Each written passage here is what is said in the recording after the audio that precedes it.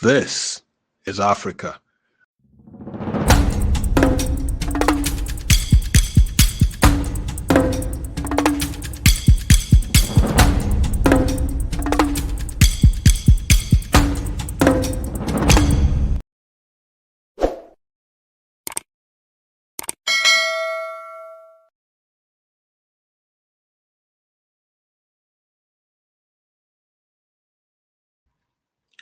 Olaudah Equiano, also known as Gustavus Vassa, was a prominent African abolitionist, author, and explorer, born in 1745 in what is now southeastern Nigeria.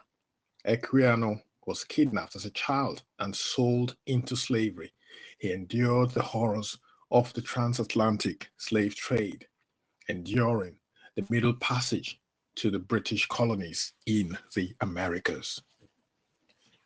According to his memoir, Equiano was born around 1745 in the Igbo village of Isaka in what is now southern Nigeria.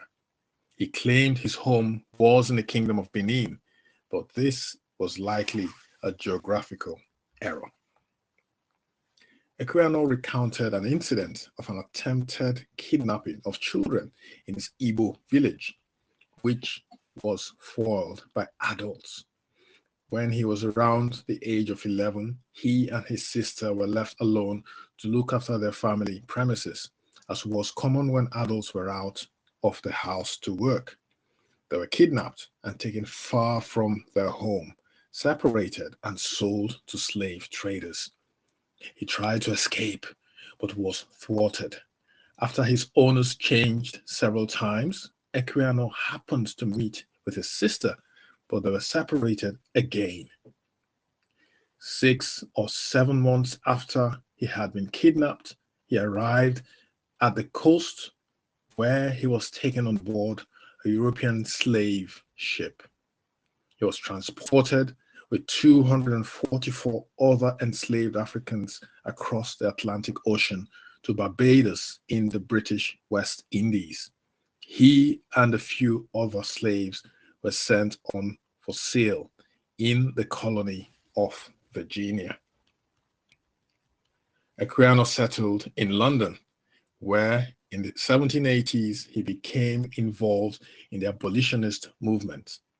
The movement to end the slave trade had been particularly strong among Quakers, but the Society for Effecting the Abolition of the Slave Trade was founded in 1787 as a non-denominational group with Anglican members in an attempt to influence Parliament directly.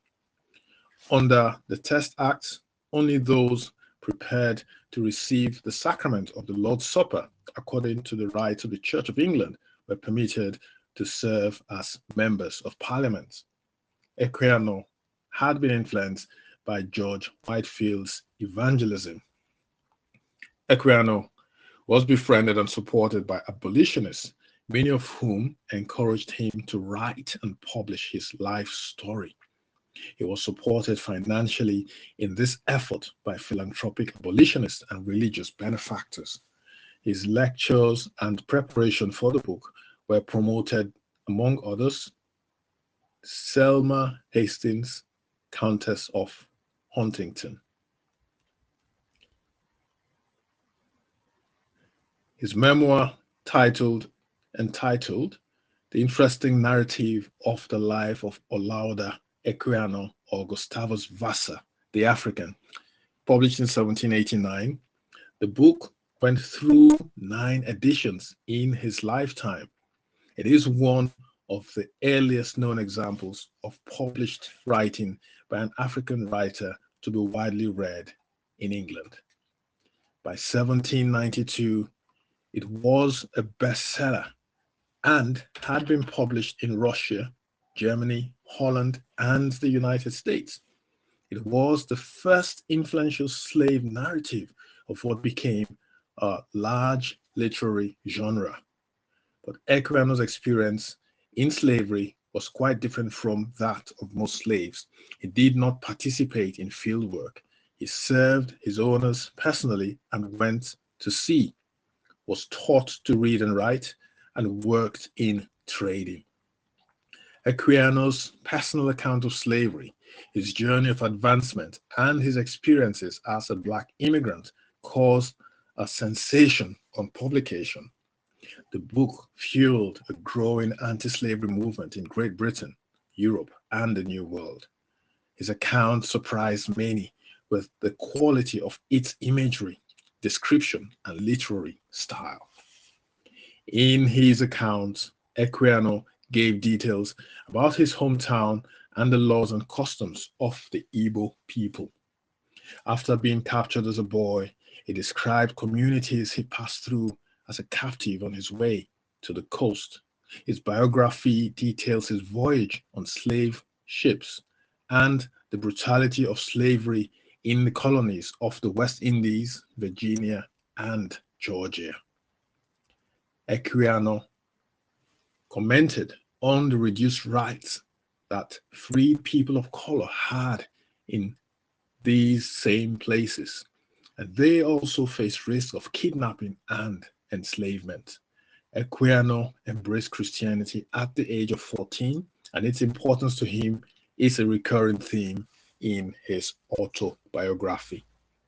Reviewers have found that his book demonstrated the full and complex humanity of Africans as much as the inhumanity in slavery. The book was considered an exemplary work of English literature by a new African author. Equiano did so well in sales that he achieved independence from the benefactors. He traveled throughout England, Scotland, and Ireland promoting the book, spending 8 months in Ireland alone between 1792 and 1793. He worked to improve economic, social, and educational conditions in Africa. Specifically, he became involved in working in Sierra Leone, a colony founded in 1792 for freed slaves by Britain in West Africa. As a slave, Equiano was fortunate to be able to purchase his freedom in 1766. He subsequently became involved in the British abolitionist movement, advocating for the end of the slave trade and the emancipation of enslaved Africans. Equiano's autobiography, The Interesting Narrative of the Life of Olaudah Equiano, or Gustavus Vassa the African, published in 1789, became a bestseller and played a significant role in raising awareness about the brutality of slavery. Equiano's narrative provided a first-hand account of the horrors of the slave trade, including the inhumane conditions aboard slave ships and the cruelty of plantation life.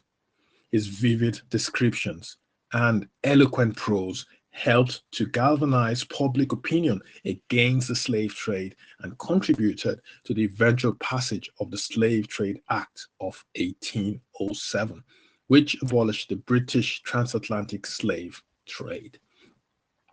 In addition to his abolitionist activism, Equiano was also an avid explorer and sailor. He traveled extensively throughout Europe, Africa, and the Americas, using his experiences to further his advocacy for the rights of enslaved Africans. On the 7th of April, 1792, Equiano married Susanna Cullen, a local woman in St. Andrew's Church, Soham, United Kingdom. The original marriage register containing the entry for Vassa and Cullen is held today by the Cambridgeshire Archives and Local Studies.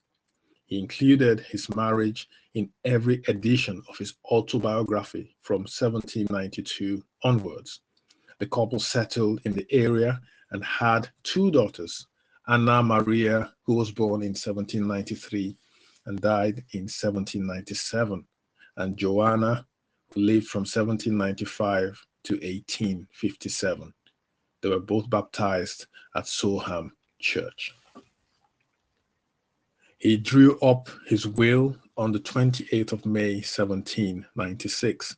At the time, he was living at the Plesterers Hall, then on Adel Street in Adel-Mansbury in the City of London.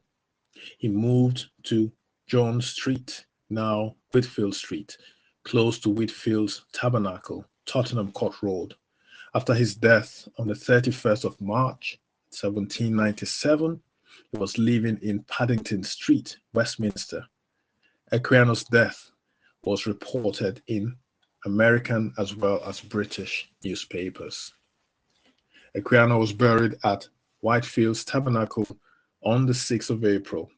The entry in the register reads, Gustavus Vassa, 52 years, St. Mary Le Bonne. His burial place has been lost. The small burial ground lay either side of the chapel and is now Whitfield Gardens. The site of the chapel is now the American International Church. Equiano's will, in the event of his daughter's deaths before reaching the age of 21, bequeathed half his wealth to the Sierra Leone Company for a school in Sierra Leone and half to the London Missionary Society.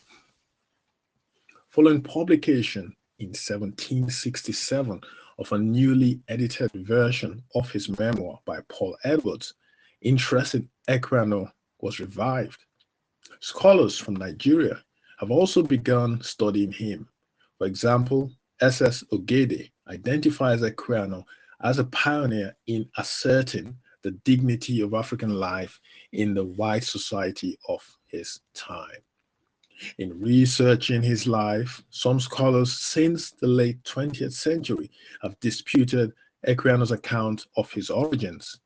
In 1999, while editing a new version of Equiano's memoir, Vincent Carreta, a professor of English at the University of Maryland, found two records that led him to question the former slave's account of being born in Africa.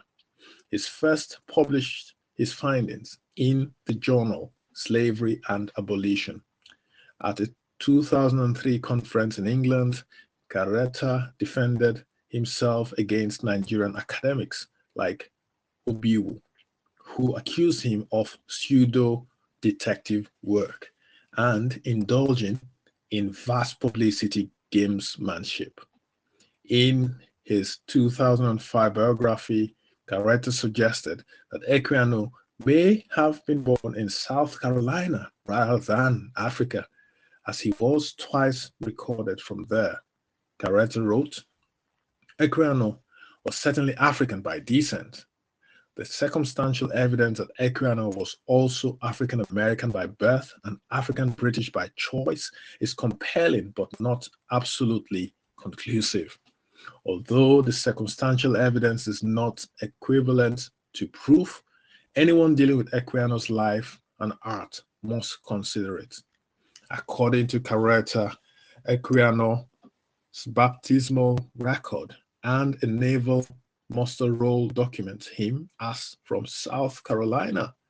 Carreta interpreted these anomalies as possible evidence that Equiano had made up the account of his African origins and adopted material from others. But Paul Lovejoy, Alexander X, Bird, and Douglas Chambers note how many general and specific details Carreta can document from sources that related to the slave trade in the 1750s as described by Equiano, including the voyages from Africa to Virginia, sail to Pascal in 1754, and others. They conclude he was more likely telling what he understood as fact rather than creating a fictional account. His work is shaped as an autobiography. Lovejoy wrote that circumstantial evidence indicates that he was born where he said he was, and that, in fact, the interesting narrative is reasonably accurate in its details, although, of course, subject to the same criticisms of selectivity and self-interested distortion that characterize the genre of autobiography. Lovejoy uses the name of Vassar in his article, since that was what the man used throughout his life. In his baptism, his naval records, marriage certificate, and will, he emphasizes that Vassar only used his African name in his autobiography. Other historians also argue that the fact that many parts of Equiano's accounts can be proven lends weight to accepting his account of African birth.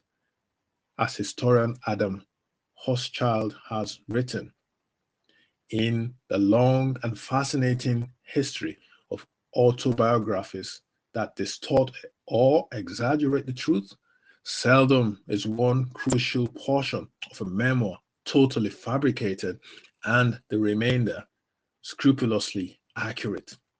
Among autobiographers, both dissemblers and truth tellers tend to be consistent.